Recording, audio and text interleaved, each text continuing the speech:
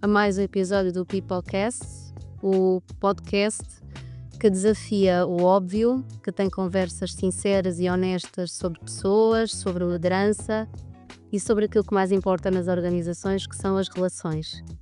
Hoje temos o privilégio de ter connosco um convidado com uma experiência muito vasta, que tem caminhado por muitas frentes na liderança e na gestão de pessoas, são mais de 30 anos nesta área, que nos vai trazer aqui uma visão mais uma vez humanizada de que é possível relações verdadeiramente genuínas, onde também é possível equilibrar a performance com a humanidade. Domingos Aroca, bem-vindo. Obrigado. Antes de mais, meu obrigado pelo convite. É sempre um prazer enorme estar aqui, partilhar algumas coisas. A vida é feita de processos de aprendizagem e ensinamento, então sempre que tiver uma oportunidade de dizer umas palavras, estou sempre aberto. Portanto, muito obrigado. Nós é que agradecemos. Bem-vindo. Vicente, o Vicente também está connosco mais uma vez neste episódio. Obrigada. Também. É sempre um prazer. Eu talvez só quero deixar o registro do apreço, respeito que tenho com a Roca. Eu ainda no meu último ano de faculdade na Rússia, fiz uma lista, quando estava a me preparar para vir para o país, fiz uma lista das 15, 20 empresas onde eu gostava de aplicar. E nessas empresas também escrevia quem era o diretor de recursos humanos que eu encontrava no LinkedIn e as empresas que publicavam também no site de empregos, que o site de empregos já existia nesta altura, não sei quando foi criado. E o Domingos Aroca era uma das pessoas que estava ali no topo da lista das empresas e das pessoas que eu pretendia alcançar. Obviamente não foi possível logo de imediato, mas um pouco tempo depois tive o privilégio de conhecer o Domingos. Obrigada. Muito obrigado pelo... Vamos a isto então. Posso tratá-lo por Aroca? À vontade. Pode ser assim. Acho que é assim todos o conhecemos. Fica assim sempre mais fácil. O nome Domingos é meu primeiro nome, sim. Mas sempre fui tratado por Aroca. Então, quando me chamam de Domingos, leva algum tempo para clicar que estão a falar comigo. Para não correr o risco de eu não lhe responder, é melhor ser mesmo Aroca. Sim, sabemos de si, enfim, temos grande apreço por si, temos acompanhado o seu percurso, sabemos que é diretor de recursos humanos da SACOM, uma empresa bastante conhecida no mercado, mas nós gostávamos de conhecê-lo um bocadinho melhor. E se calhar, em vez de lhe perguntar da sua experiência propriamente dita, porque vai ser incontornável falarmos sobre isso, houve algum momento marcante na sua vida que diga que é por isto que eu faço o que faço? Houve sim, neste percurso da vida, houve muitos momentos marcantes, mas o que mais marcou o princípio da minha carreira foi um episódio que se calhar não é muito comum.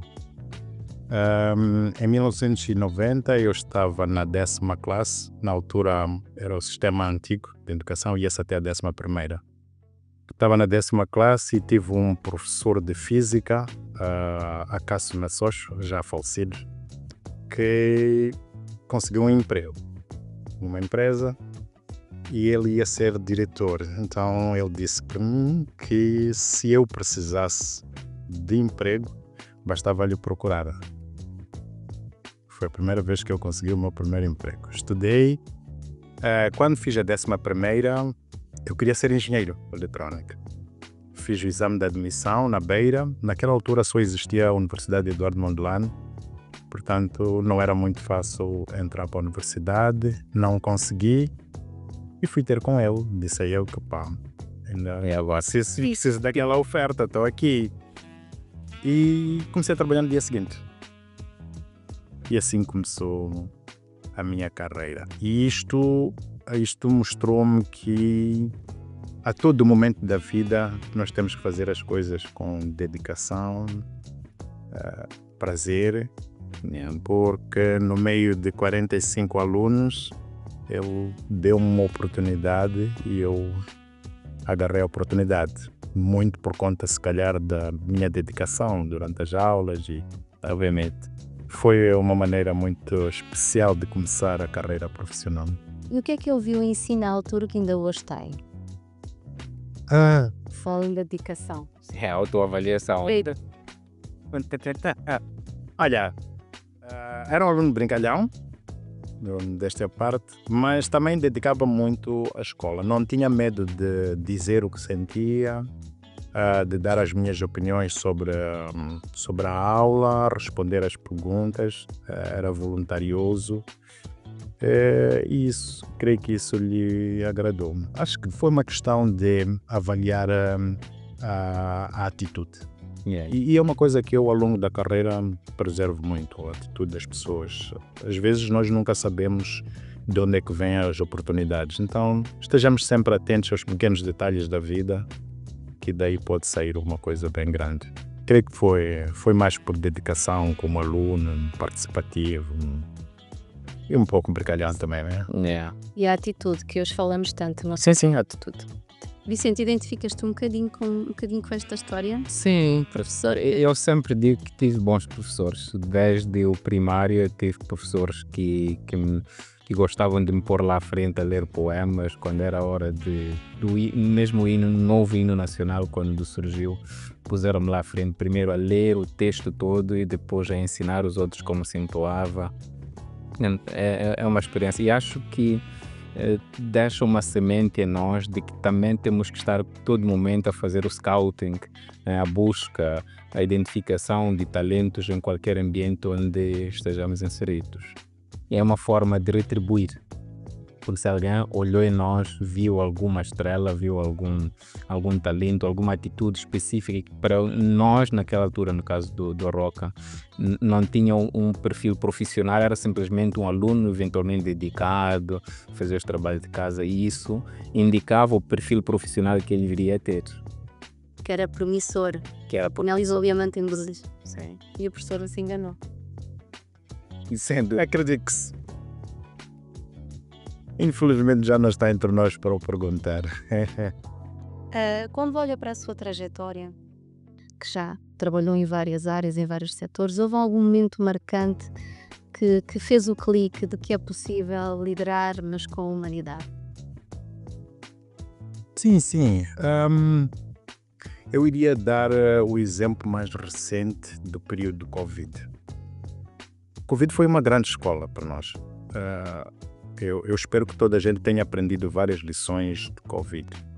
E eu aprendi uma que me marcou, que o centro da atividade de produção são as pessoas. E se nós não nos preocuparmos com as pessoas, o nosso futuro como profissional, como gestores e das empresas que nós representamos, também fica comprometido.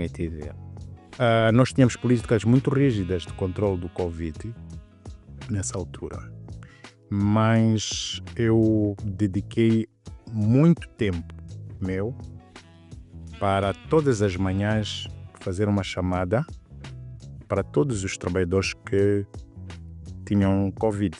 Todas as manhãs e todo o final da tarde ligava para saber como é que está a família, se precisava de alguma coisa. No final da tarde também fazia isso e ia acompanhando a evolução dos trabalhadores que estivessem nessa situação do Covid. Passou esse período em 2022, quando eu me despedi dessa empresa para me juntar ao novo emprego. Eu senti um prazer enorme. Não tinha a dimensão real do que é que aquilo representava. Eu posso dizer que eu sou um dos poucos que já ouviu o seu discurso fúnebre. Okay? As pessoas... Como assim? Quando marcamos uma reunião que era para eu anunciar que estava de saída. Ok. Algumas pessoas, aquilo foi virtual, algumas pessoas saíram logo da reunião. Depois explicaram logo que ia sair. Okay. Logo que eu disse que ia sair, algumas pessoas desligaram e saíram. E depois cada um começou a falar. Tinha uma colega muito nova que estava em Pemba que tinha tido Covid, que não nos conhecíamos pessoalmente, que diz que o que mais lhe manteve viva naquele momento foi saber que tinha um colega que se preocupava com ela e que todos os dias de manhã ligava para saber como é que estava, se precisava de alguma coisa. Aquele contacto humano diário com a instituição lhe fez ter a certeza de que estava numa empresa que realmente valia a pena. Depois outros também foram partilhando as suas experiências.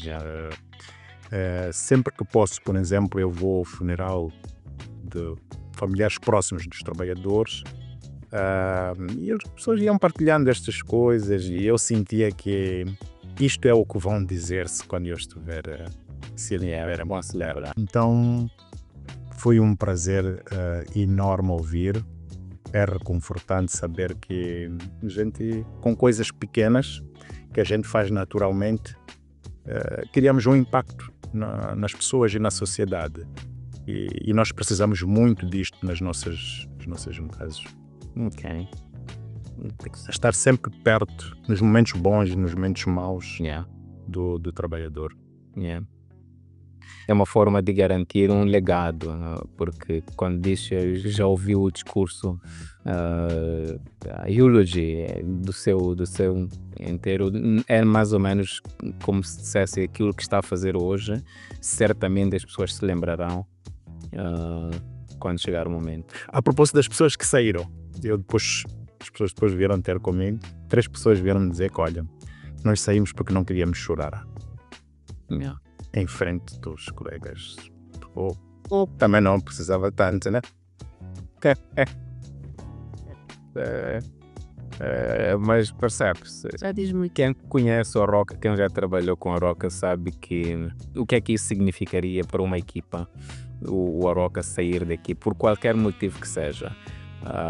Pessoal, de carreira, ou de conjuntura do mercado, por exemplo, diminuição de mão de obra, qualquer motivo que seja, a saída do Aroca de uma equipa, isso pode destabilizar. É daquelas pessoas que quando sai, tu ficas sem saber se ainda tens empresa ou não, porque as pessoas seguramente não vão ser mais as mesmas, ou vão se dispersar. Cada um vai ficar com medo e a sua Roca saia porque alguma coisa não está bem, então antes vai-lhe procurar um destino qualquer, ou simplesmente já não temos um líder, não temos aquela figura e acabam se dispersando de qualquer forma. Nós não somos insubstituíveis, é o medo de partida, mas depois o tempo molda as coisas. É verdade que algumas coisas mudam, né? As meninas, por exemplo, estavam habituadas, sempre que eu viajasse, eu fazia questão de trazer um chocolate pequeno para cada uma delas, a miminha. Então, essas coisas que hoje, quando não se dão continuidade. Mas também faz parte da marca do Aroca. Sim. Eu já ouvi essa máxima de que nós somos insubstituíveis várias vezes, mas até agora me custa aceitar. E em teoria aceito, sim, somos todos substituíveis, mas assumir isso custa um bocado, de saber que no lugar onde estamos, o que nós fazemos, as pessoas que amamos, o trabalho que fazemos, um dia alguém poderá fazer igual ou melhor que nós. Dá uma... Sim, mais diferente, claramente, mas dá aquela... A mim em particular... Sim, o sentido de... E então, será que não sou o único? Será que... Né? Em teoria aceito, mas custa-me um bocado aqui no coração admitir. É natural. E essas meninas ainda têm o prazer de privar consigo, ainda procuram? Olha, procuram-me. Estou já há 3 semanas que elas me ligam todos os dias porque querem almoçar comigo. Algumas delas. Não, olha, é assim. A regra geral, a profissão de recursos humanos traz alguns dissabores nas relações. Felizmente tenho a sensação de que não tenho problemas com as pessoas. As decisões que tomei eram decisões que tinham que ser tomadas, profissionais, e depois fosse questão de explicar que aquele era o caminho, não tem nada pessoal. E mantenho muito boas relações desde os tempos lá da TDM, de 1993, quando eu comecei. Não me queixo, não me queixo. Eu há pouco fiquei muito curioso na conversa que estávamos a ter sobre a sua maneira, estratégia ou não, espontaneidade ou não, ou se já nasceu assim, de como é que consegue este equilíbrio entre aquilo que tem que ser feito e o cuidar das pessoas, e o ter tempo também para fazer o que tem que ser feito. Como é que é o seu dia-a-dia? Porque eu já percebi que é um dia calmo, organizado, focado no que é preciso. É baseado na disciplina. Ok. A pontualidade, por exemplo, é uma das coisas que me guia. E focar nas coisas que realmente fazem diferença naquela altura, né? Muitas vezes perdemos muito tempo com coisas úteis, mas que não são prioritárias, e algumas até depois damos-nos conta que nem precisávamos de fazer. A outra lição que eu tive destes anos todos é que devemos delegar. Muitas vezes agarramos-nos à máxima de que as coisas que estão nos recursos humanos são sigilosas, então não podemos, não. Para mim, sigilo é tudo o que tem a ver com salário, contrato de trabalho. Todas as outras coisas não há necessidade, salvo uma e outra coisa. Então, eu estou sozinho no recursos humanos. Somos 107 trabalhadores, espalhados por todo o país. A disciplina, a organização, o pedir ajuda, delegar, ajuda e muito a me deixar tempo para fazer as coisas úteis para o benefício coletivo e até as coisas pessoais. Eu não tenho problemas em delegar uma tarefa de recursos humanos a alguém que está nas operações. E é muito bom porque as pessoas precisam de fazer mais do que uma coisa, né? Eu sempre defendo a cultura de que um trabalhador deve saber fazer mais do que uma coisa. Sim. Tem a sua tarefa normal, diária, mas tem outras coisas secundárias que eles podem fazer e até despertar algum interesse, algum bichinho que está neles escondido. E inclui isso recursos humanos.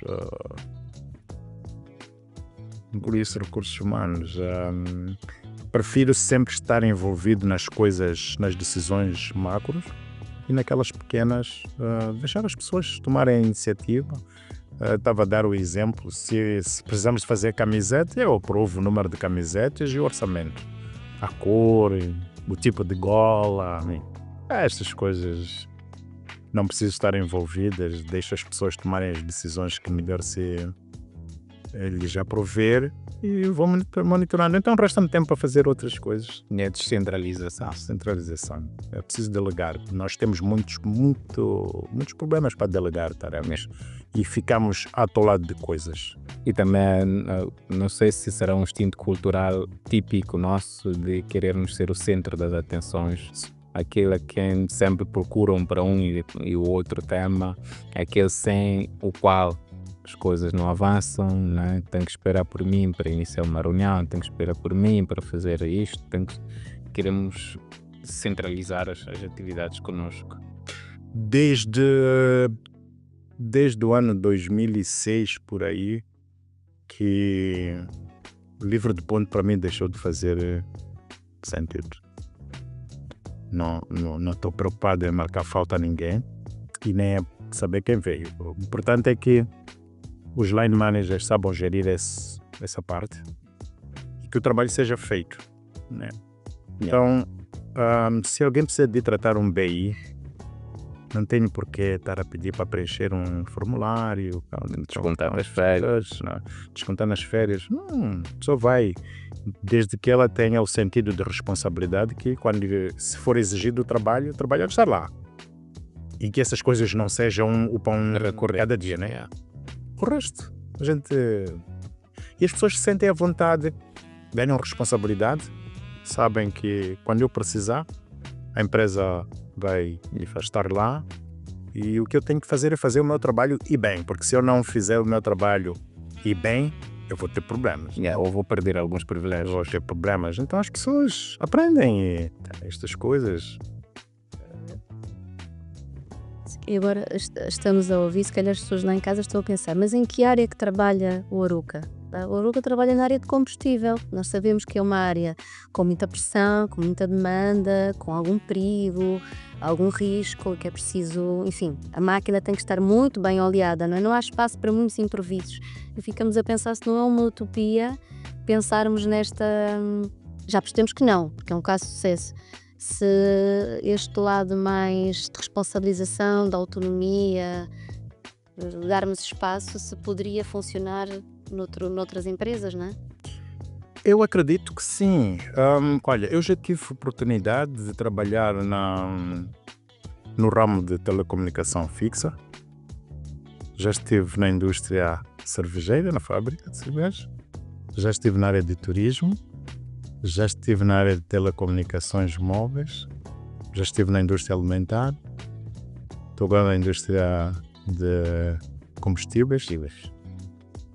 Portanto, não tenho como dizer que isto só se aplica num determinado ramo. É verdade que em cada sítio tem as suas especificidades, mas nós como gestores temos que fazer um esforço enorme para criar um equilíbrio entre o trabalho e a vida pessoal. Na fábrica é fácil? Não é fácil. É possível? É possível, sim. É possível. Temos que criar condições para que as pessoas tenham algum tempo de relaxamento, tenham tempo para a vida pessoal, mas que se dediquem ao trabalho, à produção, porque é dali onde vem o sustento. As pessoas precisam de mentalizar estas coisas. Nós tivemos, por exemplo, um caso em que, por inerência mesmo de trabalho, às vezes apareciam situações em que era preciso estender o turno e não sabíamos a que horas é que iam trabalhar. E era uma situação penosa. E tivemos que tomar uma decisão. Vamos fazer turno naquele departamento. Nós temos um departamento só, pequeno, que faz turno. Toda empresa, o resto, trabalha. E para que eles não se sentirem prejudicados, toda a gente tem que passar por aquele departamento de 3 em 3 meses. Então toda a gente, quando estiver lá, vai fazer turno, vai saber qual é a dureza de trabalhar ali, e as pessoas que estão ali vão saber qual é a leveza de trabalhar no outro sítio. E veja que são turnos que não são constantes, depende da demanda do nosso cliente, que é espontânea, mas nós não sabemos quando é que aparece. E a gente permite aos trabalhadores que fiquem em casa. Nesse dia de turno, noturno, as pessoas ficam em casa. Quando houver trabalho, a gente vai chamar. A pessoa fica em casa. Por que ir para o serviço? Porque é o turno dele, sentar lá, esperar as 12 horas de serviço e depois ir para casa. Não, fica em casa. E quando houver trabalho para o teu turno, nós vamos chamar, vamos criar condições para ir te buscar e vamos trabalhar. E as pessoas gostam dessas coisas. É uma experiência. É verdade que tem uma parte financeira que impacta no trabalhador, né? Porque no modelo anterior recebiam horas extras, era mais um income. Mas nós temos que valorizar e ensinar as pessoas que o dinheiro não deve ser o ponto de partida e de chegada. É preciso ter descanso, é preciso ter o convívio familiar e as pessoas estão ali. É um caso de sucesso brilhante para partilhar com as pessoas, porque essa questão da rotatividade entre de colaboradores para diferentes departamentos é raro de se encontrar. Nós não fazemos só relativamente aos locais, nós fazemos também relativamente às funções. Nós temos 3 funções principais, então pelo menos uma vez, uma semana por cada mês, a pessoa tem que fazer o trabalho de um outro para aprender. A pessoa aprende, quem resistir vai perder o barco, obviamente. E sempre que há vaga numa posição superior, nós não recrutamos uma pessoa externa para aquela posição. Nós procuramos dentro os que estão abaixo e que já têm aquela experiência, exposição, passam para ali, depois passa para ali e vamos recrutar para a parte mais básica da empresa. Então, todos os nossos recrutamentos são feitos para a base, não para o médio ou para cima. Alimentamos o médio de cima com as pessoas que estão no dia a dia. E são feitos por quem? Por si? Os recrutamentos? Sim. Aí é ter um grande problema com as empresas de recrutamento. Sim. Olha, nós, todos os recrutamentos que fizemos foi direto. Tivemos a felicidade, quando iniciamos a nossa atividade, em 2022, fizemos uma média de 80, 90 recrutamentos em 2-3 semanas. Isso é obra. Nós que trabalhamos na área de recrutamento sabemos o que isso significa. Usamos métodos muito simplificados. Temos uma atividade simplificada de muita responsabilidade. E o que nós fizemos foi focarmos nos jovens que estivessem a sair da escola. Com estes não tens muitas perguntas para fazer, não tens experiência, não tens quê. Então avaliamos a atitude, a maneira como respondem e avançamos, a disposição e avançamos. E o jovem tem muita energia, precisamos de canalizar a energia e o tempo que eles têm para coisas positivas. Uhum. Aqui ao longo dos anos, o que é que tem sentido que os jovens ou os profissionais mais valorizam? Porque havia uma geração, agora temos outra. O que é que eles mais valorizam hoje? O que é que tem mudado?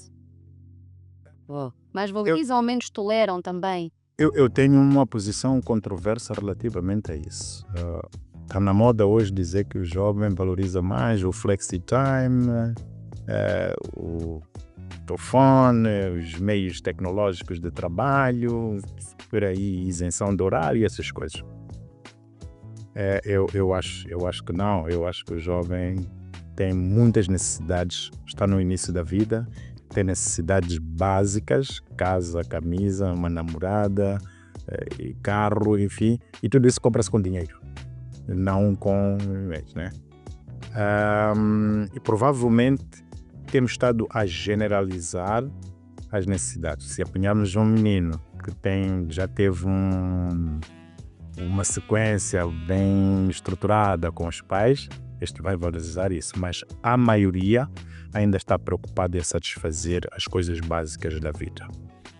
E estas coisas básicas da vida levam-lhes a priorizar o salário. É por isso que muitos jovens cometem o erro de mudar de uma empresa para outra por 10 mil meticais. E depois se arrependem, porque quando chegam lá têm os 10 mil meticais, mas não têm aquela condição de trabalho, aquele clima, aquele ambiente que faz uma grande diferença para a vida profissional. O trabalho tem que ser fonte de prazer e de renda, não de desprazer. Sofia, se me permitires, queria introduzir aqui uma pergunta ao Roca, mesmo nesse âmbito de fazer um diagnóstico, agora foi dos jovens, mas dos recursos humanos em Moçambique. Há um legado muito grande que cabe ao Roca e também a várias outras pessoas, que são os gurus de recursos humanos em Moçambique, no sentido de maior experiência, dever de ensinar. De certeza tem estado a observar como é que está a gestão de recursos humanos em Moçambique, a começar desde as pequenas empresas, as empresas que estão nas grandes cidades, aquelas que estão a explorar madeiras, sabe-se lá, mais no interior, com um ou não gestor de recursos humanos, mas há lá sempre alguém que é responsável pela gestão da parte administrativa, pelo menos de recursos humanos, até as grandes multinacionais, que a maior parte delas estão presentes fisicamente em termos de escritórios na cidade de Maputo e talvez Antete e Pemba. Como é que avalia o estado de gestão de capital humano em Moçambique? Quais são as oportunidades, desafios, os males, os erros? Como comete-se? Olha, é muito mais fácil hoje gerir os recursos humanos do que na altura. Na altura temos muito mais desafios, desde escrever à mão, fazer uma folha de salários à mão de 100 trabalhadores com papel químico, errar no penúltimo trabalhador, depois ter que rasgar aquela folha e fazer. A quantidade de técnicos médios ou superiores também na altura era muito baixa. A escolaridade ajuda-nos a perceber melhor e rapidamente os processos. Sim. Portanto, naquela altura era um bocadinho mais difícil por causa deste conceito. Hoje temos tecnologia, temos o contacto com o mundo exterior, torna a coisa mais fácil. O grande desafio é contextualizar. Eu às vezes sinto que nós fazemos um copy-paste das coisas de fora para aqui sem adaptá-las à nossa realidade. E isso depois nos cria alguns constrangimentos. Essencialmente, é preciso que aquela geração antiga, que daqui a 4, 5 anos vai estar na reforma, vá tendo paciência de enquadrar e direcionar a juventude. Esta que tem a grande vantagem de ter estudado e ter se formado, ter feito licenciatura em recursos humanos. Há um grande debate hoje em quase todos os grupos de recursos humanos que eu acho que é um debate que não devia existir. Muitas vezes dizem assim, temos que tirar daqui toda a gente que não fez licenciatura em recursos humanos. Bom, eu não fiz licenciatura em recursos humanos, na altura nem existia esse tal curso. Então, a juventude tem que perceber que tem o conhecimento académico, mas precisa de beber esta parte da experiência do dia a dia. Eu já passei pela Lei 8/98, já passei pela Lei 2007, agora. Portanto, tem um capital de conhecimento adquirido com essas experiências que é preciso passar. E a juventude precisa de acarinhar um pouco estas pessoas, aproximar, tentar aprender. E nós também temos de estar abertos a transmitir as nossas experiências, a partilhar aquilo que a gente aprendeu. A nova geração de recursos humanos não precisa de passar pelas dificuldades que nós tivemos. Eles já têm um caminho avançado. Agora, não vai ser tão fácil. E, sobretudo agora com o advento da inteligência artificial, os desafios vão ser grandes. Eu vejo com muita preocupação as coisas que acontecem nas pequenas e médias empresas. Muitos dos gestores de recursos humanos estão nas pequenas e médias empresas. Apesar de terem lugar na mesa de decisões, não são relevantes ainda. Então há grandes atropelos nessas empresas porque eles não são ouvidos. Eles até dizem que isto não é legal, mas não. O diretor-geral depois diz culpáveis. Então, a nova geração precisa de ganhar essa experiência, conquistar este direito de ser ouvido para melhorar os processos de recursos humanos nas pequenas e médias empresas. A situação é muito grave, é muito grave. Nas grandes empresas, assim, nas multinacionais, é bem mais estável, tem culturas bem diferentes, experiências que vêm das suas sedes, é mais fácil. E como é que avalia, e isto até surgiu no âmbito de uma conversa que eu tive muito recentemente com o CEO de uma grande empresa, que ele está a preparar uma sucessão interna. Muito poucas vezes, não me lembro de nenhuma, mas admito que possa ter havido um caso em que internamente para cargos de gestão das empresas sucedeu um diretor de recursos humanos que tenha crescido até a direção geral. São poucos, são raros, não me lembro mesmo de nenhum caso. O que é que acha, a que acha que se deve esse fato de nós de RH não termos este caminho direto para ir assumir, porque se disse na sua abertura que as empresas são as pessoas, e nós, acho que falamos antes, E se nós temos o domínio de gestão das pessoas, então não seria o caminho direto. Em vez de ser os diretores financeiros, os Sim, diretores comerciais. comerciais, Sim. como habitualmente acontece. Há uma recomendação que eu sempre que eu posso deixar para nós, gestores de recursos humanos. Nós precisamos de conhecer o negócio, mas conhecer bem o negócio, mais do que conhecer a gestão de recursos humanos. Não se pode ser diretor de recursos humanos de uma fábrica sem se ir à fábrica. Yeah. Se quer chegar ao topo, conheça o negócio e bem, pode ser. Eu vou lhe dar um exemplo. Conheço alguém que era diretor de recursos humanos. A empresa, uma multinacional em Moçambique, a empresa passou por um processo de reestruturação, diminuíram mão de obra, tinha um diretor-geral que era estrangeiro e depois o diretor-geral foi-se embora. Nesse processo de reestruturação, sim, a empresa mudou o seu modelo de negócio e o quadro mais sênior dessa multinacional em Moçambique era o diretor de recursos humanos. E chama-se Domingos Jarouca. Eu fui o quadro mais sênior da Nestlé durante 2 anos. Por quê? Diante de várias coisas, eu sempre procurei saber como é que funciona o negócio. Sim. Hoje eu faço questão de uma vez por semana ir ao Porto. Eu sei como funciona. Yeah. Então, se nós nos limitarmos só àquele ambiente do escritório de recursos humanos, aos processos de formação, avaliação ao desempenho, As estatísticas, as estatísticas, etc. nós estamos muito longe de chegar ao topo. Yeah. Ninguém vai puxar para o topo uma pessoa que não entende o negócio. Então, a recomendação que eu deixo, conheçam o negócio de perto. É preciso vir, é preciso calçar as botas. Eu percebi que as botas que se usam no Porto são pesadas quando eu puxo para ir para lá.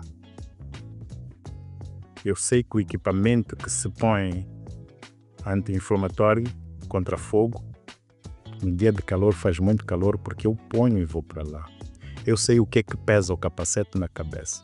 Eu sei como é que funciona. E nós precisamos de fazer isso. Yeah. Se quem quiser ter sucesso, certo?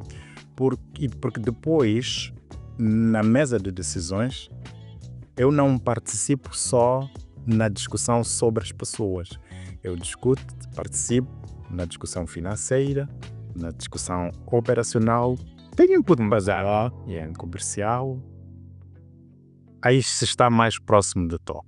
Ter propriedade, não é? Saber, eu estive desse lado, eu sei o que te estou a pedir. Yeah. Obrigado. Interessante resposta, porque deixa assim um grande TPC para todos os profissionais de recursos humanos no que diz respeito ao aprender sobre o negócio. Nós estamos muito habituados às nossas métricas ali dos recursos humanos. Quanto tempo levo para recrutar, quanto dinheiro gasto em formação, qual é o meu nível de absentismo. São as estatísticas habituais, estamos habituados a, passa a repetição, a captar. Mas entrar para o trade, conhecer as métricas de vendas, conhecer os clientes, saber como é que se processa, como é que se baixam as taxas, conhecer as taxas de câmbio, conhecer o próprio negócio em si, tem sido uma preocupação não de todos os profissionais de RH. Conheço alguns que por acaso têm também esse domínio, mas a grande parte de nós olhamos para a função de RH como sendo o topo, diretor de recursos humanos, ou eventualmente até administrador, responsável pelos recursos humanos, talvez mais uma área, mas não o administrador delegado, não o administrador da empresa como um todo.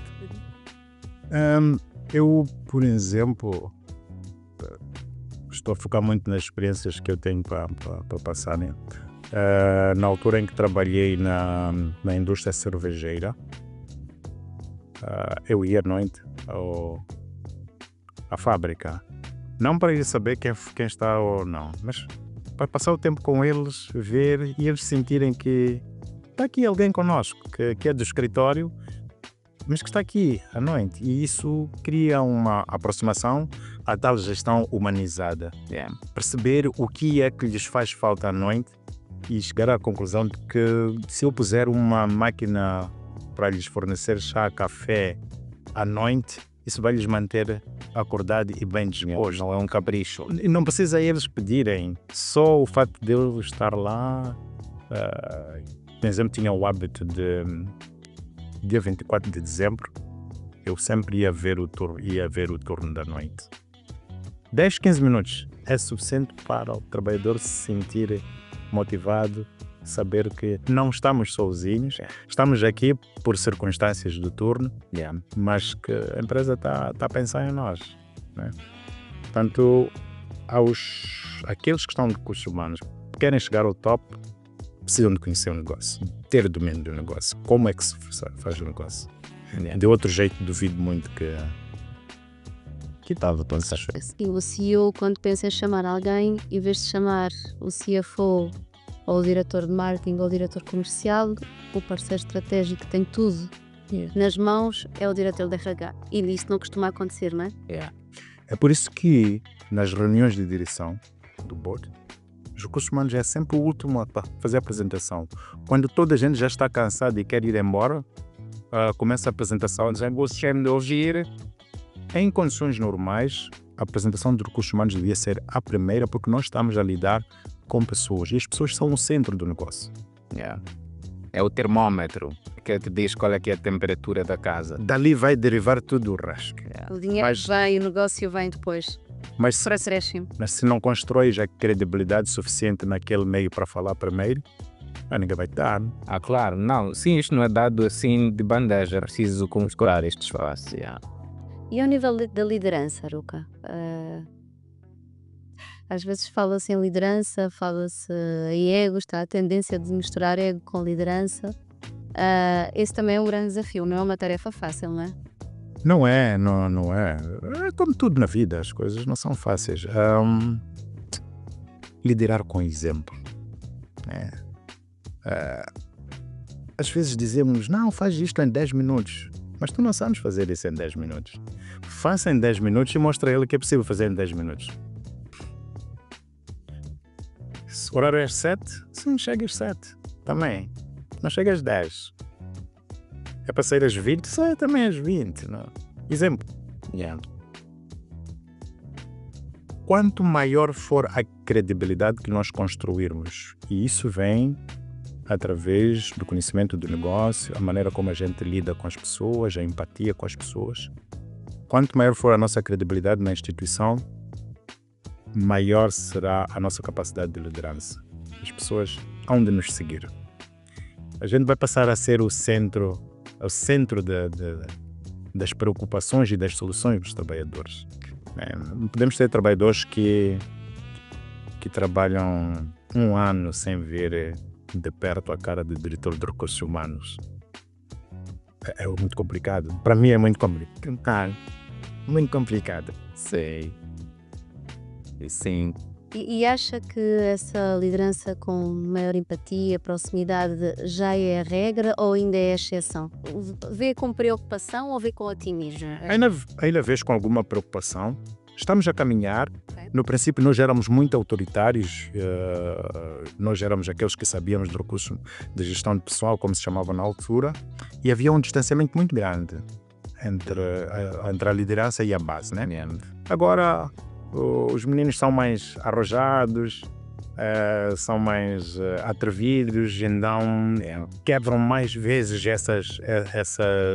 essas barreiras. Agora, compete a nós incentivar isso, com disciplina, naturalmente, obviamente. Nós é que temos que incentivar.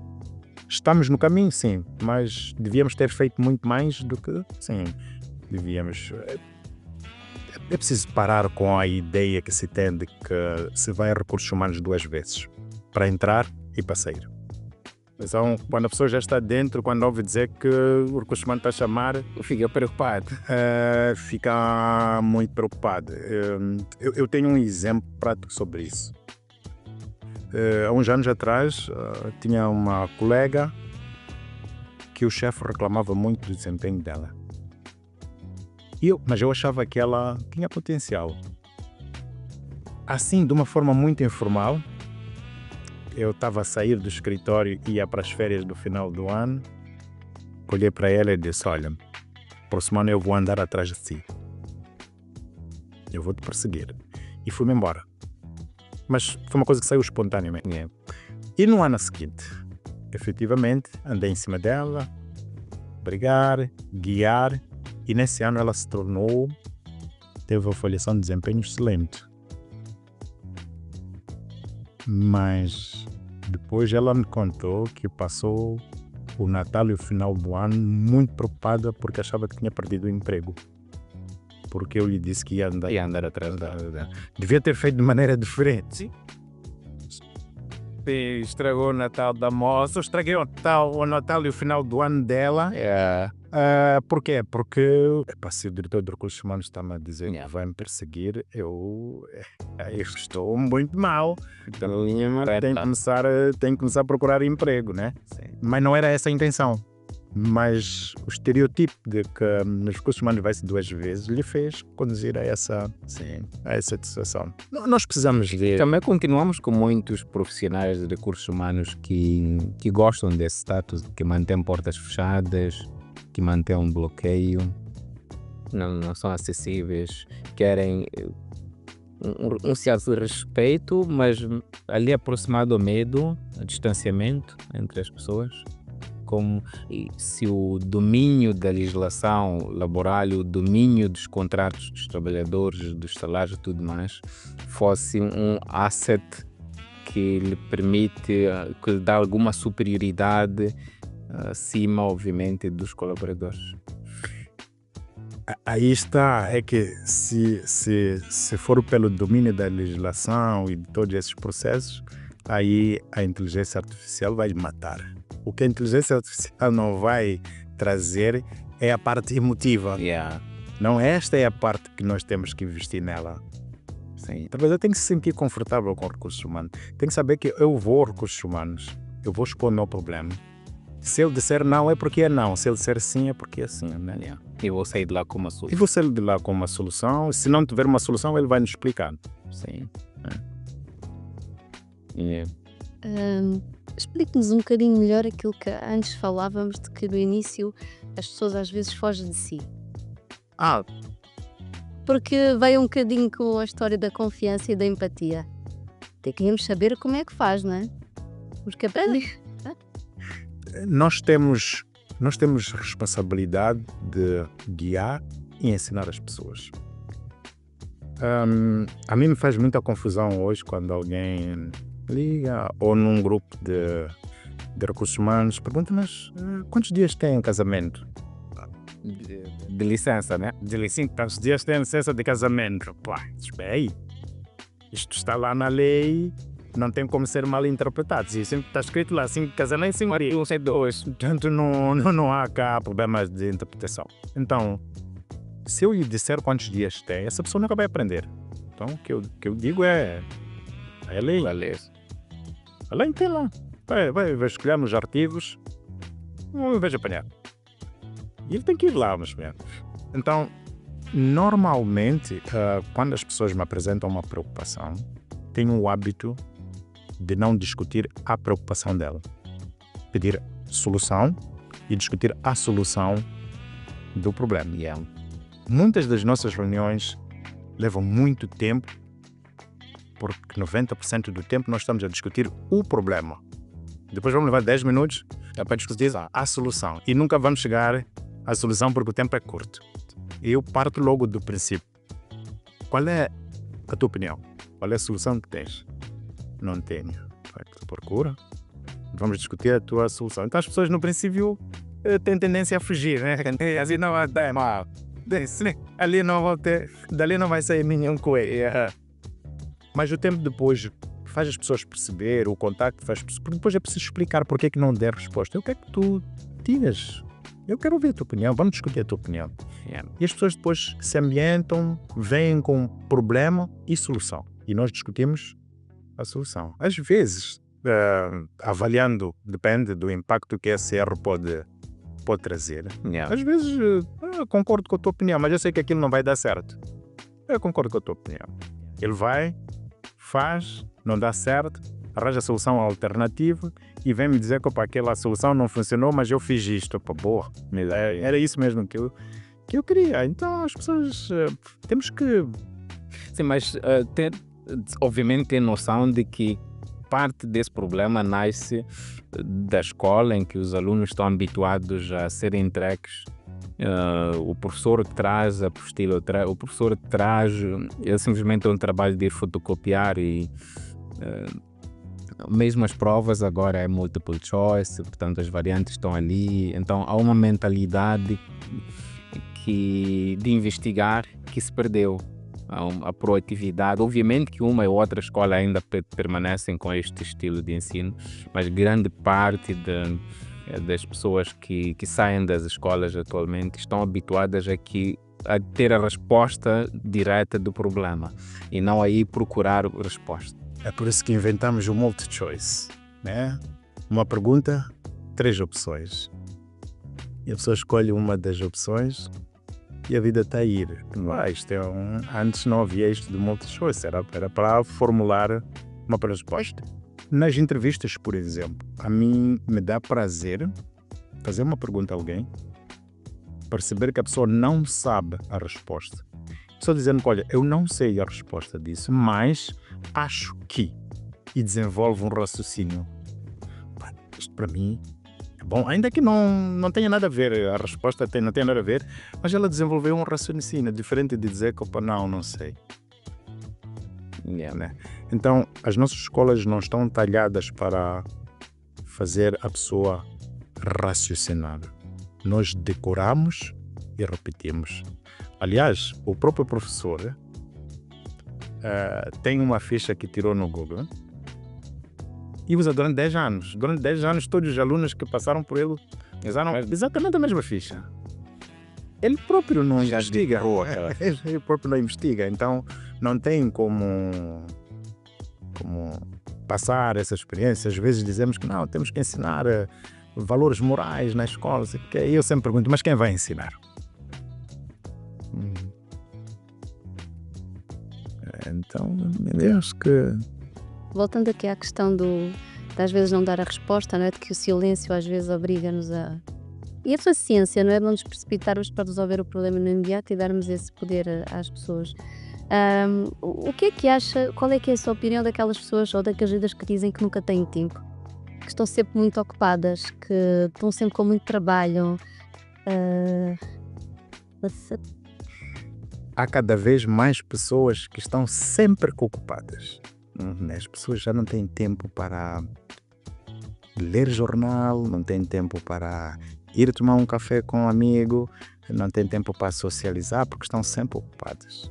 A questão é, o que é que estas pessoas efetivamente estão a fazer? Estão a fazer o seu trabalho ou estão a fazer trabalhos que não deviam estar a fazer? Sim, estão a queimar tempo, basicamente.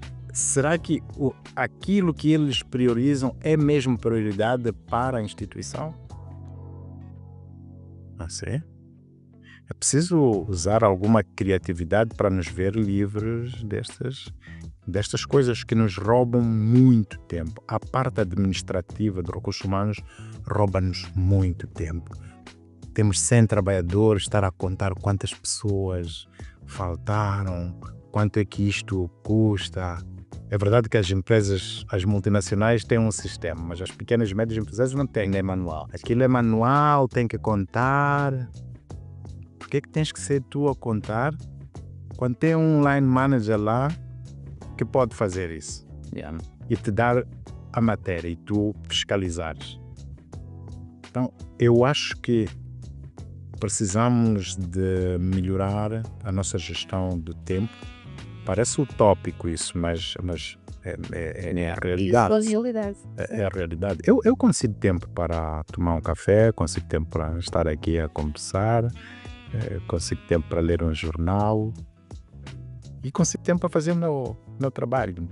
É uma questão de criatividade, organizar, priorizar e delegar, sobretudo delegar. Nós precisamos muito de delegar, nós delegamos muito pouco. E a competência de gestão de tempo não é uma competência forte para um grande número de profissionais no nosso mercado. E eu desafio as instituições, ao sistema da educação, a discutir com estas instituições e saber o que é que elas querem de um aluno que sai de uma universidade para a sua área. Eu, por exemplo, desafio a Associação de Recursos Humanos a influenciar o currículo do curso de Recursos Humanos nas universidades para termos um produto que se ajuste àquilo que são as exigências do mercado. Um licenciado em Recursos Humanos que acaba a licenciatura e depois vem para o mercado de trabalho e pergunta quantos dias tem uma licença de casamento, é muito complicado. Falhamos muito lá atrás, é muito complicado. Mas essas são as perguntas do dia a dia. Essas são as perguntas do dia a dia. E é lamentável que estejamos a perder tempo com essas perguntas e não perguntas mais estratégicas ao nível de bem-estar dos colaboradores, motivação, programas de liderança, programas de transferência de conhecimento, intercâmbios. Ao invés de estarmos a perder, nem seria perder, pronto, digo usar o tempo para usar o tempo para estas questões, usamos tempo e eu até lamento quando estamos juntos em vários grupos de recursos humanos, quando se usa um grupo com pessoas com bastante experiência, com bastante informação que têm, para perguntar coisas básicas que eu acho que poderíamos aproveitar o tempo da Roca, da Eugênia, da Ana, que também andam nestes grupos, talvez não naquele maior, para aquilo que diria, sim, ou organizar-se uma noite qualquer, a Roca, ou o Pipe também anda nesses grupos, o Simeão, para aprendermos qual é a visão de recursos humanos, onde é que vocês gostariam, porque alguns deles estão eles já de saída, como é o caso do Roca, onde é que vocês gostariam que nós ficássemos a levar o barco para que destino? O que é que vocês nos deixam como missão para ficarmos a fazer naquilo que diz respeito à gestão de pessoas nas organizações? Muito provavelmente a essa conversa não há de vir muita gente. Este problema que eu me referi também tem nas redes sociais. Se tiver um grupo profissional, se falar de qualquer cantor, do resultado de um jogo de futebol, de coisas assim, a participação é grande. As pessoas participam e o assunto fica o assunto do dia. Mas se de manhã fizer uma pergunta técnica sobre aquela profissão, vão responder 2 pessoas durante o dia. Até às 10 horas aquele assunto já morreu. Esta é a realidade, né? Aquele assunto morre logo. Porque as pessoas não têm apetência para expor as suas opiniões relativamente a esses assuntos. E preferimos e perdemos muito tempo. As pessoas dizem que eu não sei usar Excel. Vai ao Google. Mas ele está lá todos os dias. Assim, seu próximo. Ele está no YouTube todos os dias, mas não consegue falar inglês. Mas ele pode aprender inglês no YouTube, no tutorial, dados móveis. Tem tudo lá. É para as conversas. Ele está sempre lá, mas não.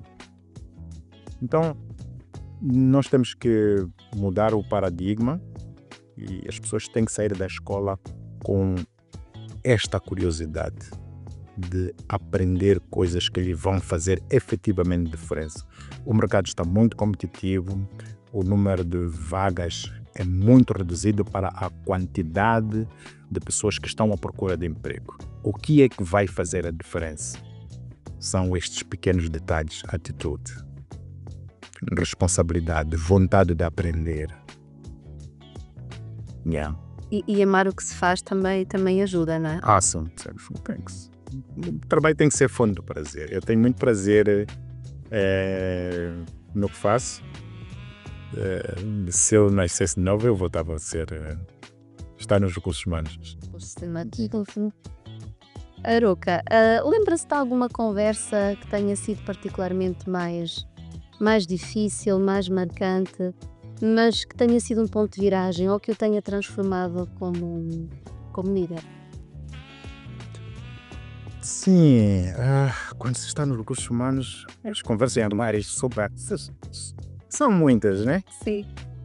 Olha, regra geral, as conversas difíceis é quando alguém tem que perder emprego. Já tive a situação de ter que despedir o meu irmão e depois ter uma conversa difícil em casa com os meus tios para me dizer que aqui ainda é trabalho. Mas tive particularmente dificuldade quando tive que conversar com um amigo, uma pessoa com quem tínhamos estabelecido uma relação muito boa profissionalmente, tornámos-nos amigos, mas chegou um dia que eu tive que dizer a ele que o teu desempenho já não é sustentável e temos que ir por caminhos diferentes, e infelizmente tens que abandonar a empresa. Isso mexeu muito comigo. Mas mais do que tirar o lado negativo disso, preferi tirar o lado positivo, que é saber distinguir as relações pessoais com as relações profissionais.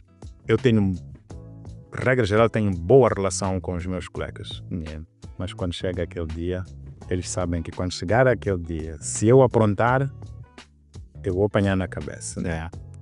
Então, as pessoas brincam, posicionam-se, mas sabem que o limite é aqui. É uma das maneiras de conquistar a autoridade. A autoridade não precisa de ser imposta. A autoridade funciona muito melhor quando é conquistada. E não precisamos fechar a porta, não sorrir. Não, a gente sorri, a gente conversa, mas é preciso sempre deixar uma linha que ninguém deve cruzar sob pena de ter problema. Já tive essas conversas. Eu participei na reestruturação de uma empresa em que de 67 tivemos que diminuir para 16. Foi um exercício excitante e isso mexeu muito comigo. Agora, aconteceu uma coisa comigo há uns anos atrás, né? Eu fui despedido de uma empresa com um processo disciplinar, e quando eu saí, eu senti que nós, por coisas fúteis, nós podemos estragar a vida das pessoas. Porque a minha vida deu uma cambalhota muito grande nessa altura. E dali para frente eu aumentei muito o meu senso de preocupação com as pessoas. Ter a certeza que aquela decisão que eu estou a tomar é o último dos socos que há. Então aprendi dali. E passei a ser mais ponderado. Eu passei a entender mais o lado humano, o lado da necessidade de trabalho que as pessoas têm. Porque eu vivi aquela situação. Era um indivíduo com uma vida mais ou menos estável e num ápice eu me vi sem emprego. E agora? Não é? E não quero isso para ninguém. Portanto, dali para frente, despedir é mesmo uma situação extrema, falta de qualquer outra. Quando já não há outra solução. Desistir não é opção. E também és um bocadinho assim, não é, Vicente? Sim, também sou um bocado assim. Eu vou insistir com todas as alternativas, todas as soluções intermédias que houver até chegar a essa. Quando falou do despedimento, como tem sido a situação mais sentimental que se envolveu, também acho que essa que tivemos nos finais do ano passado, ali no meio das greves, no meio dos homens catangas que foram soltos, ou evadiram-se, sabe-se lá qual é o termo, No dia seguinte, quando um dos nossos clientes comunica que vai dispensar quase metade da equipa que nós tínhamos alocado lá, e era uma equipa nova de pessoas que tinham deixado seus empregos para um projeto em particular, que era um projeto muito bonito, de uns 3 anos, mas as pessoas apostavam que e tivemos que dispensar quase metade. E numa das conversas, e eu sempre faço questão, apesar de termos equipa que faz a gestão de outsourcing, que faço questão de estar nessas conversas.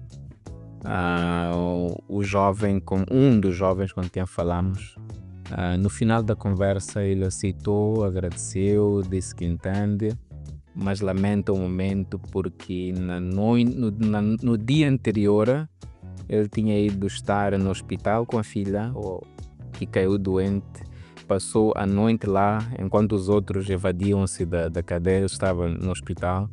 Quando saiu do hospital, apanhou que tinham roubado o carro no estacionamento do hospital.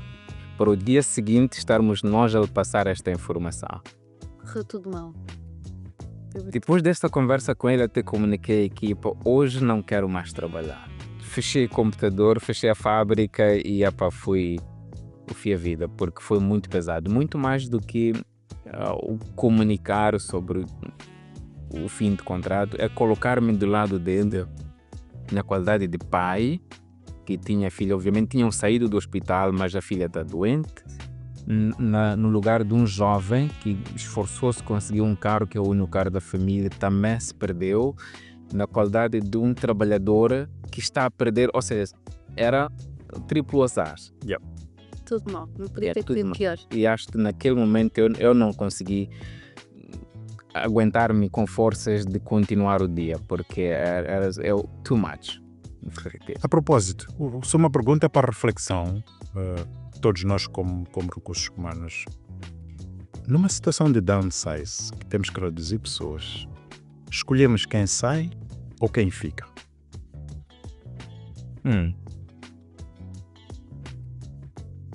É interessante. Eu escolheria quem fica, mas estou a responder por mim e é uma primeira resposta. Talvez por isso eu vou pensar nisto nos próximos dias. Faz muita diferença. Faz muita diferença. Muita diferença. Nós achamos que é a mesma coisa. Não. Mas não é. Mas não é a mesma coisa. E permita-me levar essa pergunta comigo. Não, à vontade. Porque estamos aqui a partilhar. Pode parecer simples. Se chegares numa plateia e colocar essa pergunta, as pessoas vão dizer logo quem fica ou quem sai. Mas quem depois vai pensar sobre isso debaixo de chuveiro, quando estiver para dormir, eu escolhi aquelas pessoas que ficam ou escolhi aquelas que saem. É interessante. Eu ia atrever-me a perguntar qual era a sua apreciação sobre, ou a sua opinião sobre, mas calhar vamos pensar, não é? Vamos falar num outro dia. Para deixar as pessoas referirem sobre o assunto. Fica lá um grande sim. Mas faz muita diferença. Há pequenos detalhes da vida dos recursos humanos que fazem uma diferença enorme, que nos podem levar para o abismo ou para o céu. Sem querer criticar este trabalhador que foi despedido no dia seguinte. Normalmente, dependendo da relação que ele tem com o line manager próximo, numa situação deles, ele liga e diz: olha, chefe, eu estou nesta situação. E o chefe sabe no dia seguinte logo: Vicente, não podemos falar com este indivíduo. Ele não está bem. Eu do contacto que eu tenho que sempre ter contacto com os colegas. E muitas vezes consigo dizer: Vicente, hoje não estás bem. Queres conversar? Sim. O que é que se passa? E a pessoa diz. Mas isso só se consegue com o contacto diário, saber quem é quem, como é que o Vicente é quando está normal, e perceber que a Ana hoje não está nos seus dias. É melhor não mexê-la. Saber se tem alguma coisa que a gente não possa fazer, quer ir para casa. Só vai para casa, não é? Nem precisamos andar nesta coisa das faltas e não sei o que é. E a pessoa sente que a empresa conhece-me, sabe quando é que eu estou bem, quando é que eu não estou, e quando eu estou bem, dá um apoio moral. Nem precisa ser um apoio material, Mas o simples fato de, Ana, tu não estás bem hoje. Sónia, não estás bem hoje. Sim. O que é que se passa? Queres conversar? Uma das qualidades que os recursos humanos, que eu acho que os recursos humanos devem ter, é ser um bom ouvinte. Às vezes as pessoas nem estão à procura de resposta, querem ser ouvidas. E às vezes nem precisamos estar ao pé delas. Nós nos conhecermos suficientemente bem, até a voz, né? Até a voz. A forma como atendes o telefone, mas é preciso esta sensibilidade de fazermos isto. Eu preocupo-me com isso. Então basta dizer-me só um olá, está tudo bem, aquela vozinha assim um bocadinho mais de um tom abaixo, o que é que se passa? Já comeste? No meu emprego anterior, tinha uma cadeira no meu escritório que toda a gente chamava cadeira do choro. Sobretudo as meninas, eu trato elas sempre assim, meninas, vinham, sentavam ali, choravam, falavam, tal. Mas queres que eu faça alguma coisa? Não, já estou bem. Então, tirava o meu lenço e limpava as lágrimas e saíam. E a vida continuava, né? Então já sabia que quando estivermos com stress, vamos sentar naquela cadeira. Né? Aliviado. E é preciso estar sempre disponível para ouvir. Temos que fazer o esforço de estar sempre disponível, porque nunca sabemos se aquele não é o momento crítico da pessoa. Porque dia seguinte depois podemos ouvir dizer que suicidou-se. Yeah. E eu não dei oportunidade naquela altura que a pessoa queria fazer, se calhar teria feito indiferença. E recursos humanos está para fazer diferença nas pessoas. Eu entendo que a tarefa principal de um recursos humanos é criar condições para que as pessoas se concentrem apenas na produção. Não tenho que estar preocupado com outros assuntos que não sejam a produção. E nós é que temos essa responsabilidade de criar essas condições para que as pessoas entrem para o trabalho e vamos produzir. E de acordar no dia seguinte, eu quero ir para o serviço, vamos embora para o serviço. Né? Parece que é essencial. Eu vivi de perto todo aquele período da manifestação no Porto. Eu podia ter ficado em casa, mas acordava todos os dias, ia ao Porto, ligava. Quem não está conseguindo chegar ao serviço, para estar na minha trajetória, ia buscar a casa, íamos para o serviço, ficava lá com eles a conversar, ia procurar almoço, estava tudo fechado, vasculhar sítios para... Eu corri alguns riscos durante esse período, exatamente para que os trabalhadores estivessem lá, concentrados.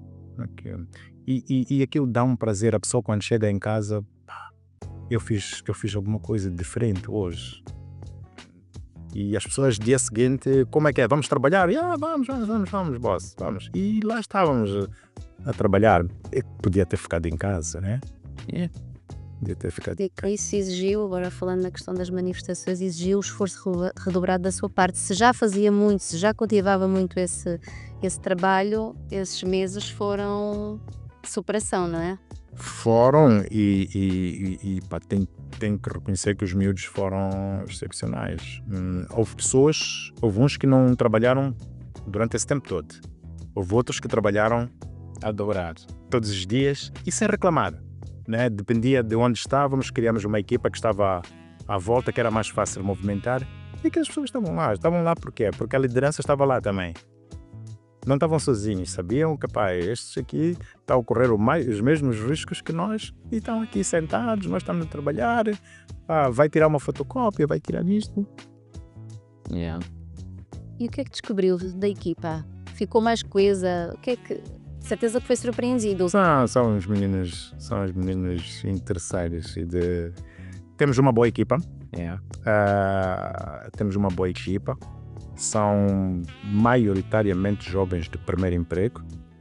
Temos pessoas do nível básico, temos pessoas do nível médio, temos pessoas poucas de nível superior no campo, né? A outra coisa que a gente anda aqui a fazer é todos os anúncios a gente põe licenciatura. Há trabalhos que não é preciso um licenciado. Há trabalhos que não é preciso um licenciado.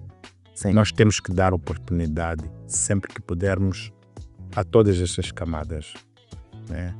Ter um técnico superior para ir fazer um trabalho de fotocópia é um desperdício muito grande. e eles mostraram que tinham amor à empresa, e isso é muito bom saber que podemos contar com eles nos momentos difíceis. E eles também sentirem que podemos contar com a empresa, né? Sim. As relações são assim, nós estamos ali para estabelecer relações que beneficiam o negócio. E Vicente, que lições é que achas que tiramos destes momentos mais tensos, sem manifestação que vivemos? Sim. Primeiro, é uma lição que eu até pensava nela hoje, que o país... Houve muita destruição, mas não podemos nos esquecer de ver que o país resistiu. Foi testado, não digo partidos, mas o país como tal, as empresas em particular, porque do nada tivemos que ficar parados, de nada cortou-se a circulação, sem discutir as motivações nem as modalidades, mas de alguma forma mostramos resiliência. Se me perguntar se gostaria de viver os mesmos cenários novamente, não. Acho que é lições que devemos ter tirado para evitar. Obviamente que somos uma sociedade e como sociedade podemos voltar a sofrer da mesma doença, né? Isto é um organismo, sociedade é um organismo, é o que eu queria dizer antes. Podemos sofrer da mesma doença ou uma doença mais grave, menos grave, então a probabilidade de acontecer não é zero. Então que tenhamos aprendido a questão da logística, transporte, como é que facilmente pode-se cortar as principais veias de articulação, de circulação do país, como é que facilmente pode isto. Será que temos algum sistema de duplicação e se de repente começasse uma calamidade qualquer natural, doenças, cheias, tínhamos algum sistema de redundância ou não? A questão de dependermos em alguns setores de algumas entidades que são quase que monopólios, como é que isto em tempos de crise funciona? A gestão política do país em que estamos, que eu sempre tenho vindo a dizer que Moçambique não tem tido períodos longos de relativa calma, em que a economia flui, as empresas crescem, sem que ali no meio haja uma crise qualquer. Se formos olhar para trás, tivemos a crise das dívidas ocultas, depois o Covid, esta das eleições, fora as outras intermédias que vão acontecendo ali e acolá, com os preços de combustível a baixarem ou subirem, as taxas de câmbio mais para baixo, mais para cima do que para baixo. Há essas pequenas flutuações intermédias, mas os períodos de crise são relativamente muito mais curtos e isto não permite que as empresas cresçam, se estabeleçam, principalmente as pequenas e médias empresas. As grandes empresas têm estruturas, conseguem aguentar 1 mês, 2 meses de paralisação e continuar a pagar as suas responsabilidades. Já aquele senhor que tem uma mercearia, que tem uma farmácia ali, que tem uma pequena empresa de contabilidade, se para, ele não tem dinheiro suficiente para pagar salários, não tem dinheiro suficiente para repor aquele equipamento que se perdeu. Então, como é que nós nos reinventamos disto? Sim, estamos-nos a regenerar ao nível das equipas, as pessoas. E as próprias pessoas, porque a estatística está feita, pelo menos em termos de número de empregos perdidos. O CTA deve falar de 50 mil postos de trabalho que se perderam, mas lá está, é as pessoas que estão por detrás destes números.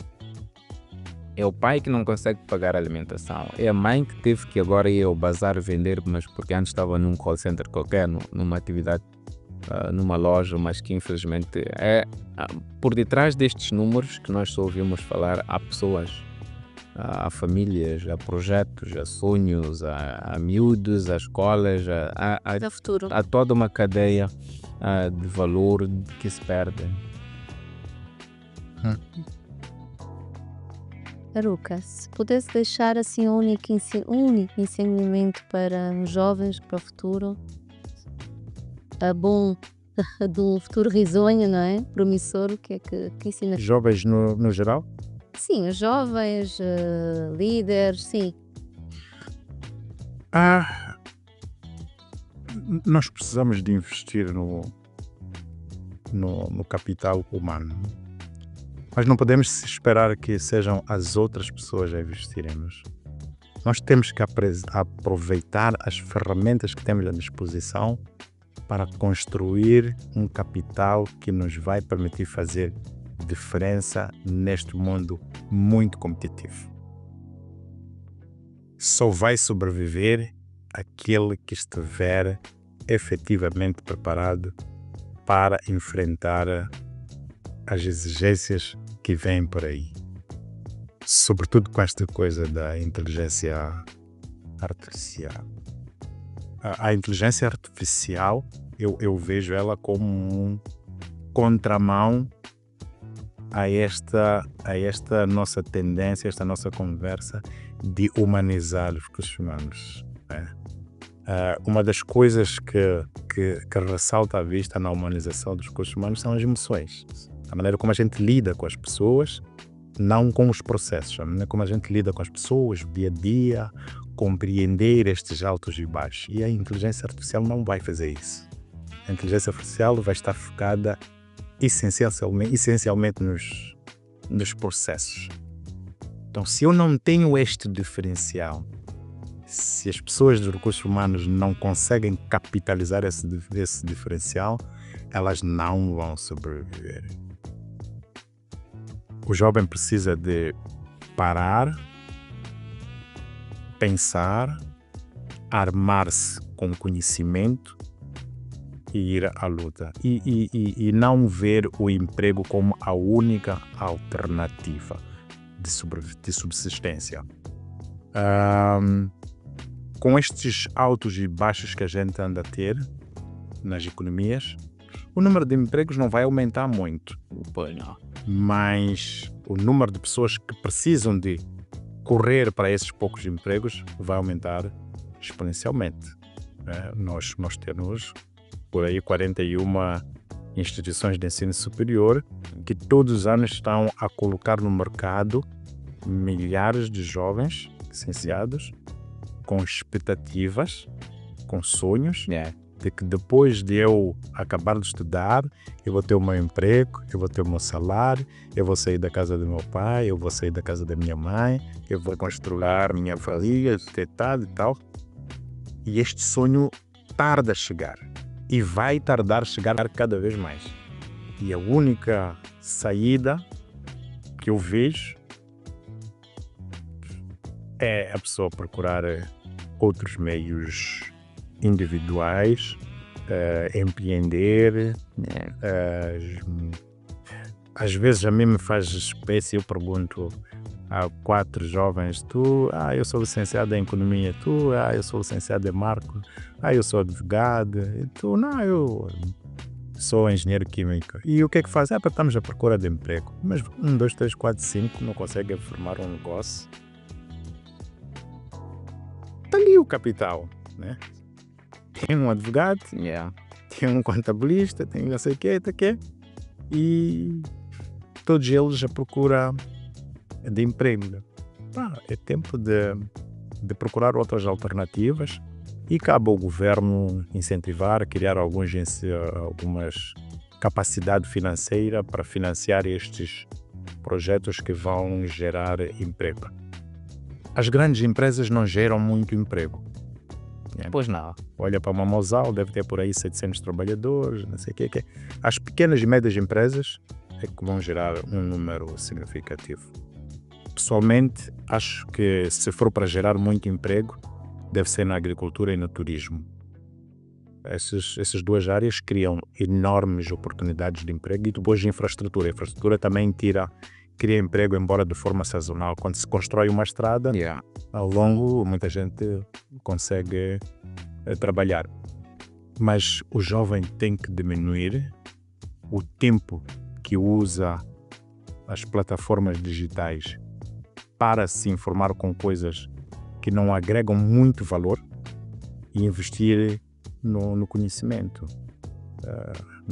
Se calhar temos que parar um pouco com as licenciaturas e investirmos mais nos técnicos médios, técnicos profissionais. As pessoas têm que aprender a fazer As pessoas estão a construir casa, mas tem lá um pedreiro que diz que é mestre porque trabalhou com um outro que também dizia que era mestre em 2 obras, depois ele ficou mestre.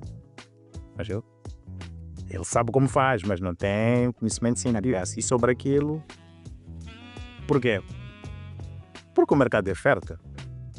O carpinteiro tem sempre um trabalho para fazer, né?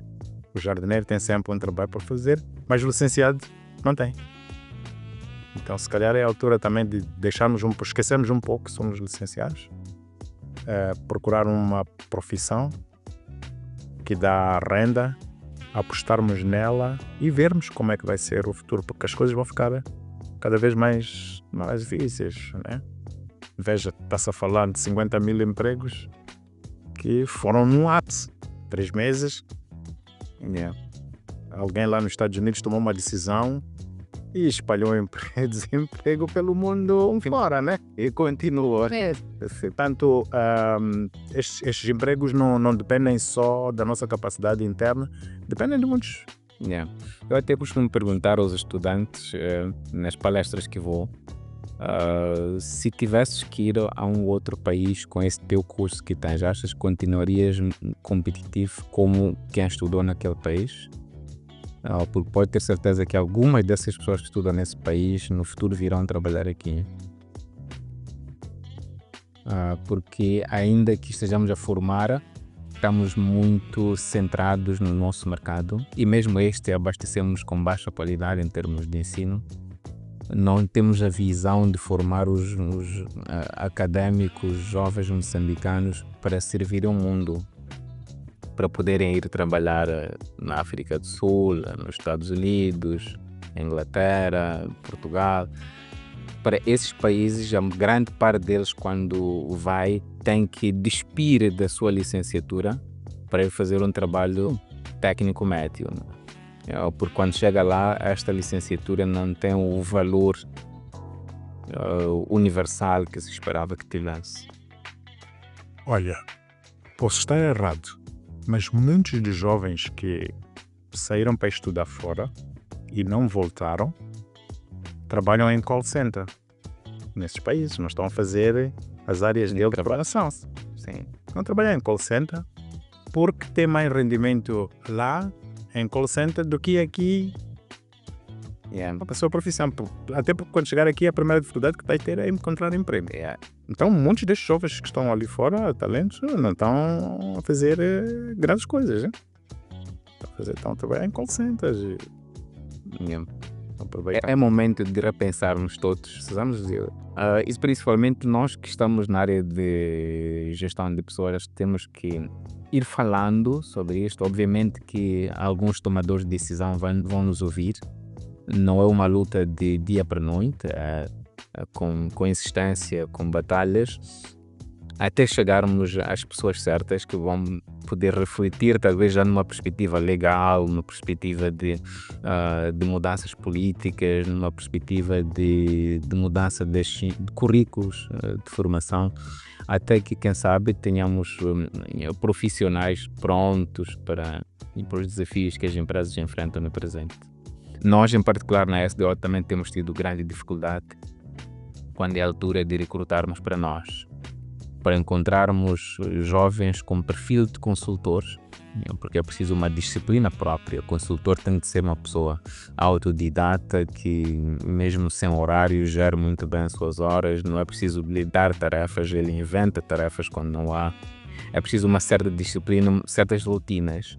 E os alunos que nós vimos a sair das universidades têm sérias dificuldades nesta parte de serem autodidatas, de continuamente aprenderem, inscreverem-se em múltiplos cursos, gerir o seu próprio tempo, cumprir prazos, a pontualidade, que é uma das coisas que mencionou a Roca no início. Isto continua a ser lacunas muito graves que nós temos no mercado. E quem sabe, vamos esperar que as próximas gerações sejam melhores. Ou diferentes, digo diferentes. Mas só podem ser melhores se nós começarmos a fazer alguma coisa agora. Nós precisamos de fazer agora para colher esses frutos daqui a uns anos, porque senão as coisas vão ser muito, muito difíceis. A qualidade que sai do ensino deixa muito a desejar e complica muito o processo de recrutamento, né? Complica muito o processo de recrutamento. Há mais alguma mensagem que gostasse de deixar a quem nos ouve lá em casa? Eu sei que podíamos estar aqui. Isto não acaba por aqui. Fica aqui a promessa, mas. Eu tenho Eu gostaria de num futuro muito breve, olhar para os gestores de recursos humanos e perceber que demos aquele salto qualitativo em que a gente consegue participar na tomada de decisões e de destino dos negócios das empresas. Mas isso tem um desafio consigo. É preciso se tornar uma pessoa relevante dentro da instituição. Nós temos que saber fazer as coisas, não só de recursos humanos, eu insisto. Nós temos que estar por dentro do negócio, nós temos que entender o negócio. A nossa função tem que deixar de ser marcar faltas, processar salários, ir ao INSS, deixar requerimento. Não, nós temos que partir para um recursos humanos estratégico que consegue dizer à organização que este negócio não vai ser sustentável, porque para fazê-lo nós precisamos de um número muito elevado de pessoas. Eu sentiria muito feliz se conseguisse deixar os recursos humanos num nível de relevância alto, melhor do que está agora. E estamos aqui. Qualquer coisa que precisarem, juventude, a distância entre nós está a uma chamada só. Saber colocar as questões. Muitas vezes a gente se debate com... Primeiro temos que discutir o que é que ele quer dizer. O que é que ele quer perguntar. Sim? Nós estamos nesse nível. O que é que ele quer perguntar? Depois, para discutir a resposta. Mas capital humano existe. A juventude tem energia. Precisa de orientação. E nós, os mais velhinhos, temos este dever, temos esta obrigação de dar essa orientação, deixar algum legado. Não podemos passar só despercebidos por aqui. Temos que deixar um legado. E o legado há de vir dali, se conseguirmos deixar continuidade nas nossas empresas. Eu acho que ficou muito claro o que é que precisamos de mudar, não é? Creio que sim. Eu acho que sim. Disse. Não, era mais agradecer a Roca pelos ensinamentos, pelo tempo. A Roca é das pessoas, para mim, mais disponível que há, que apesar das suas tarefas, responsabilidades, que não são poucas, a nível profissional e pessoal, sempre encontra espaço. Já esteve no STO Talks, já esteve também nos talks de outras empresas e agora está aqui conosco. Agradecemos muito, e aquilo que ele diz, que está à distância de uma chamada, eu confirmo que é verdade. Até porque o Aroca está mesmo em grupos do WhatsApp onde supostamente estamos nós os miúdos, mas ele está lá e sempre intervém quando vê que estamos a exagerar numa direção que não devia ser. Se é desse momento que ele entra para intervir. Eu espero que quem acompanhou tenha gostado da edição. Minhas últimas palavras não vão diferir muito do que o Aroca disse, porque esse é o lema desta edição, é o continuarmos a investir em nós, enquanto profissionais de recursos humanos, sabermos que o futuro das organizações pode passar por nós, caberá a nós fazermos com que isso aconteça. Precisamos de empreender todos os esforços para garantir que as pessoas que estão nas nossas organizações tenham uma gestão mais humanizada, mais próxima delas, mais empática. Obviamente, em alguns casos, quase em todos os casos, temos de seguir os ditames da lei, mas de qualquer forma não vamos pautar a nossa atuação simplesmente no que diz a lei. Podemos ir muito além daquilo que está estipulado na lei. A propósito disso, só um comentáriozinho. É assim, há um debate muito grande que as pessoas muitas vezes dizem que não, recursos humanos está numa empresa, não pode estar para defender a empresa. Tem que defender o trabalhador. Eu sou dos que diz que recursos humanos está para defender a empresa. Ponto final. Agora, como é que eu defendo a empresa?